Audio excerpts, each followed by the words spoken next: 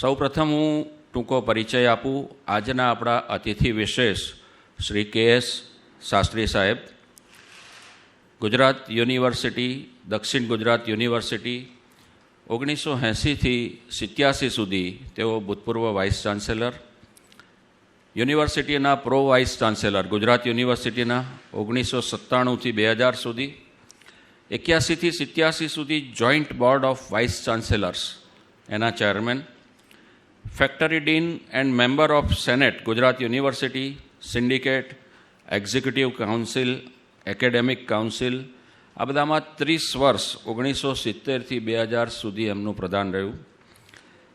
આમ જોવા જઈએ તો હવે ધીમે ધીમે સંસ્કૃતનો વ્યાપ વધતો જાય છે.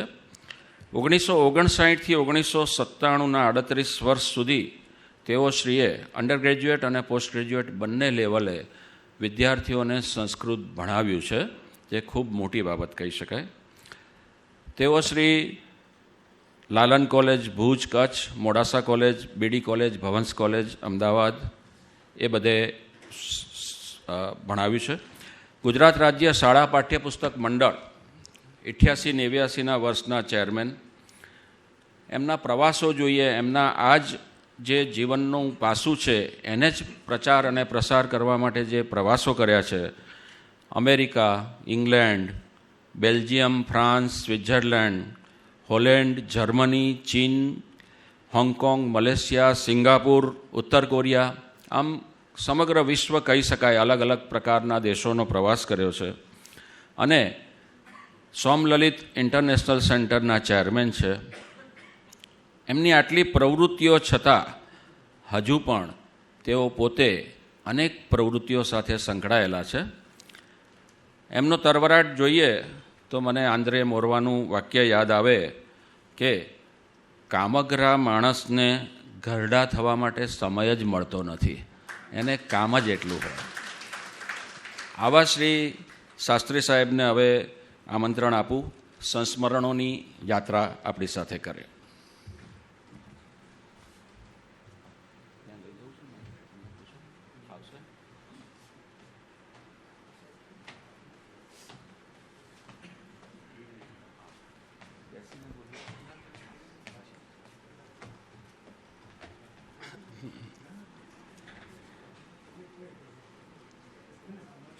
સૌ મિત્રો, શ્રેષ્ઠી સભા ખંડમાં, સભા મંચ પર જે મિત્રો ઉપસ્થિત છે, વ્યક્તિગત ઉલ્લેખ કરતો નથી કારણ કે એમણે ઉદારતાથી કહ્યું કે કલાકો સાંભળીએ, પણ કાર્યક્રમમાં પહેલાં જ ચેતવણી આપી છે એમણે કે વિશ્વકોશના કાર્યક્રમો સમયસર શરૂ થાય છે, એટલું જ નહીં સમયસર પૂરા થાય છે. અને પછીનું વિધાન એ વક્તાઓ માટે હતું. અને એમ કહે છે કે સહેલું લખવું અઘરું છે, એમ ટૂંકું બોલવું અઘરું છે. અને એમાં કંચનભાઈ અને એમાંય હું થોડો વ્યુત્ક્રમ ના કરું તો ભાનુકંચન યોગ વિશે મારે કહેવું હોય તો ક્વોન્ટિટેટિવ અને ક્વોલિટેટિવ એટલો વ્યાપ છે એ 1 to 1 જેને આત્મીય સંબંધો કહી છે 1963થી એવું બન્યું કે મારવા મોડાસા હું હતો ત્યારે ધીરુભાઈએ એક સરસ કામગીરી સોંપી. અમદાવાદથી જે મહેમાનો લઈ જવાના હોય તો લઈ જવાના અને લાવવાના, એટલે 4.5 કલાક ચોખ્ખા મળે પ્રવાસમાં. એમાં એકવાર કંચનભાઈને હું, ઉમાશંકરભાઈને હું, એકવાર ચંચી મહેતા, આ એટલા બધા સરસ સમૃદ્ધ 1963થી પછી યુનિવર્સિટીમાં તો જાણીતું છે કે હું હસતા કહું કે ટેબલની તમામ બાજુએ કંચનભાઈની સાથે કામ, ટેબલની સામી બાજુ, બાજુમાં, આ બાજુ અને સાથે, એ તો બરાબર.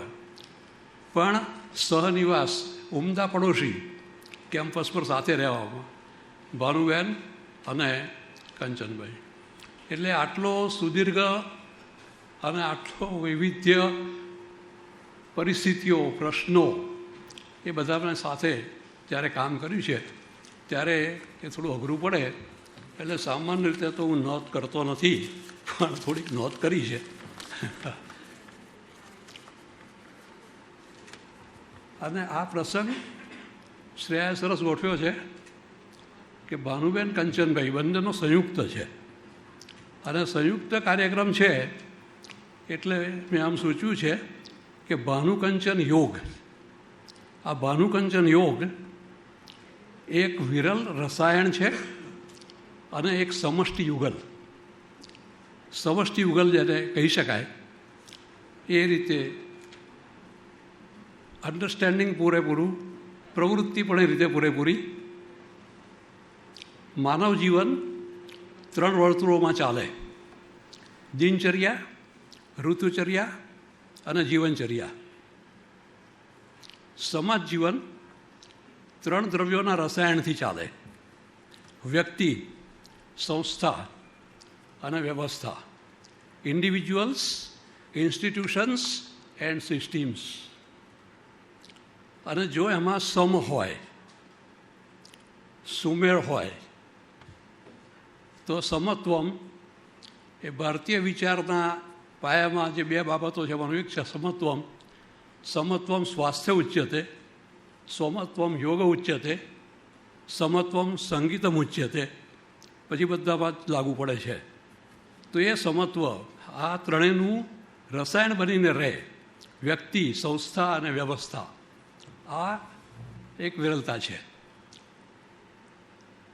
અને વિષમ એ રોગ છે, એટલે સમવિષમની અભિવ્યક્તિ કે છે કે નહીં આચરણ, એના 3 નિદર્શનો ડિસ્પ્લે: એ બોલ, ચાલ, લખ. બોલે, ચાલે, લખે. આ 3 એના નિદર્શનો છે. હવે ભાનુબેન કંચનભાઈનું પોત ભારતીય વૈષ્ણવજનનું પોત અને એના ઉપર ભાત ડિઝાઇન, છાપ. શિક્ષણ, સંસ્કૃતિ અને શિષ્ટાચારની, ભારતીય અને બ્રિટિશ બંનેનું એક વિશિષ્ટ સંમિશ્રણ.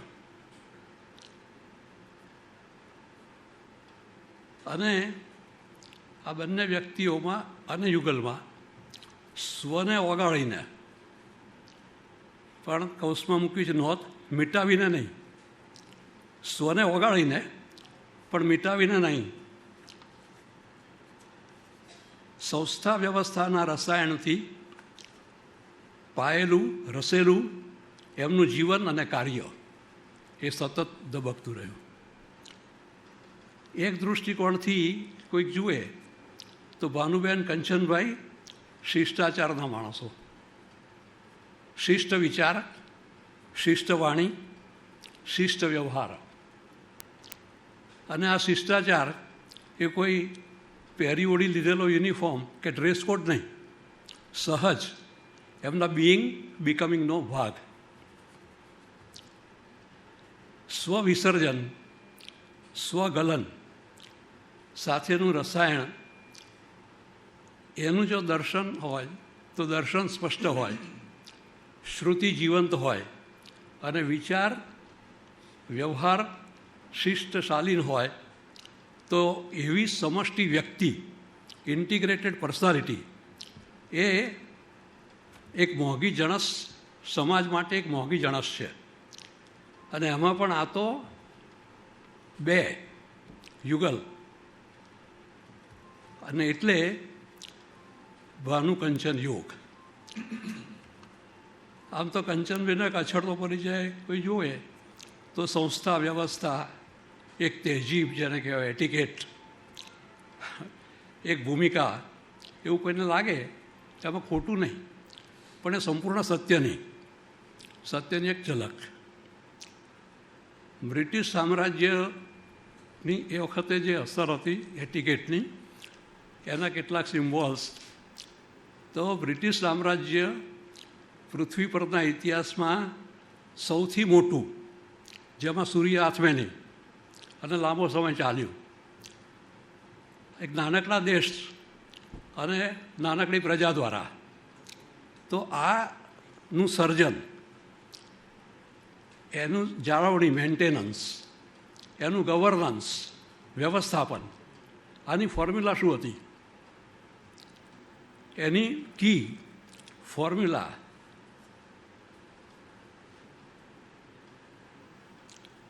ચાવી એટલે બોલ, ચાલ અને લખ, આ ત્રણમાં આવી જાય. How do you speak, what do you speak.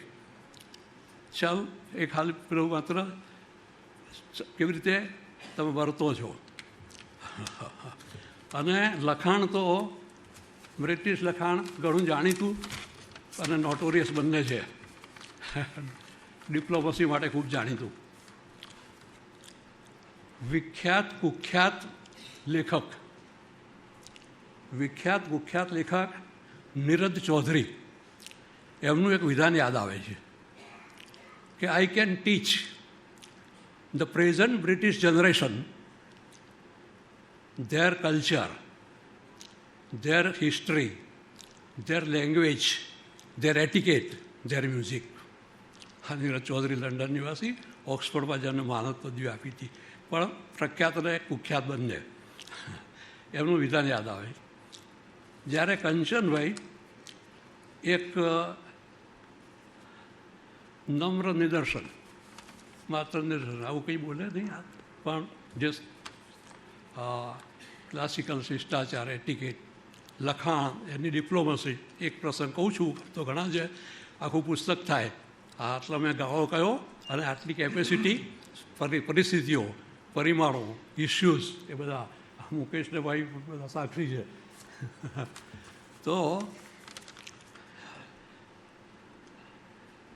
એક પ્રસંગ, કંચનવી સાથેનો એક પ્રસંગ, એક કસાયેલા વરિષ્ઠ સિન્ડિકેટ સભ્યનો કહે, કંચનભાઈ સાથે એક મુદ્દે લાંબી અને સઘન ચર્ચા થઈ. નાજુક બાબત અને નાજુક મતભેદની તીવ્રતા સાથે પણ ચર્ચા પ્રસન્ન અને પ્રસન્ન ચિત્તે ઘેર ગયા. ઘેર ગયા પછી જરાક વાતચીત જે થઈ અને વાગોળ થાય, ત્યાં એમને ઝબકારો થયો કે કંચનભાઈનું આ એક વાક્ય, એનો અર્થ તો ના થાય. એટલે કંચનભાઈની ના એવી કે અનુભવી સભ્યને પણ ઘેર ગયા પછી સમજાય. આ જે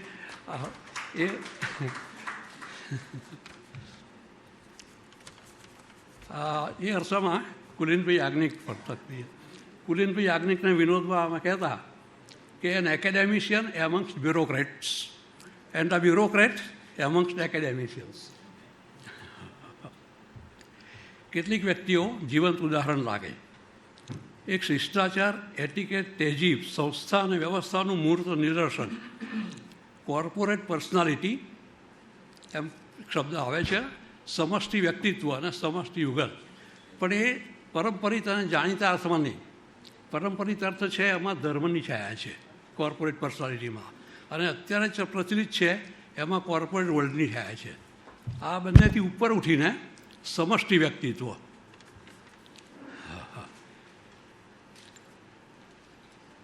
ઉમાશંકરભાઈ કંચનભાઈને આપણું કોર્પોરેટ વિઝડમ કહેતા. આ કંઈક વાર મુદ્દો ચાલે ને તો કે આપણે કંચનભાઈને સાંભળીએ, he is our corporate wisdom.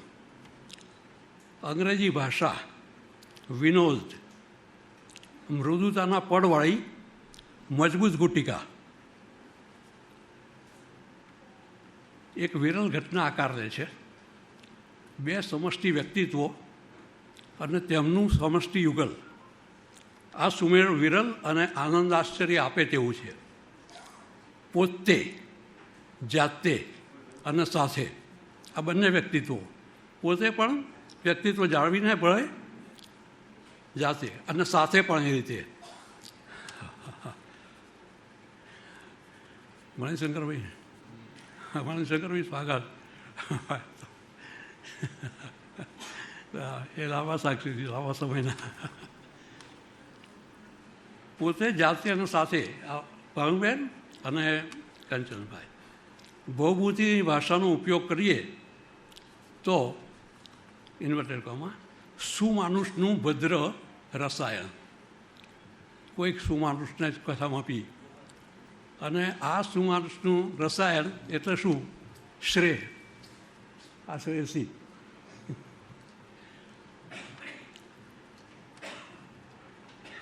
ભારતીય વિચારમાં જેમ સમ છે એમ એનો બીજો સ્તંભ, આમ તો બંને મળીને એક જ છે, પણ બીજો છે ન મમ.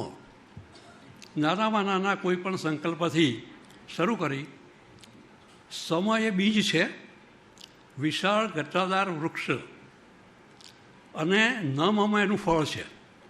છેવટે શું કહેવાનું? તો કે ન મમ, મારું નહીં. તો આ બંને બાબતો એમણે પચાવેલી, સમ અને ન મમ. એટલે આ જ્ઞાનના અગ્નિ માટે એવું કહે છે કે જ્ઞાનનો અગ્નિ બાળે, જ્ઞાનાગ્નિ સર્વ કરવાની ભસ્મસાત કૃતે. પણ શિક્ષણનો, સાહિત્યનો, કાવ્યનો એ પ્રોસેસ નથી. એ છે વિગલિત વિદ્યાંતરમ. એ ઓગાળે છે, ગાળે છે, અને ઓગળેલું ગાળેલું તત્વ એ અંદર રહે છે. અંદર રહે છે, એ મળતું નથી.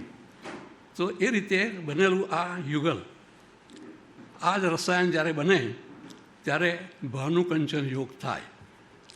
બંને સાથેનો ઘનિષ્ઠ પરિચય, આત્મીય સંબંધ, દાયકાઓનો,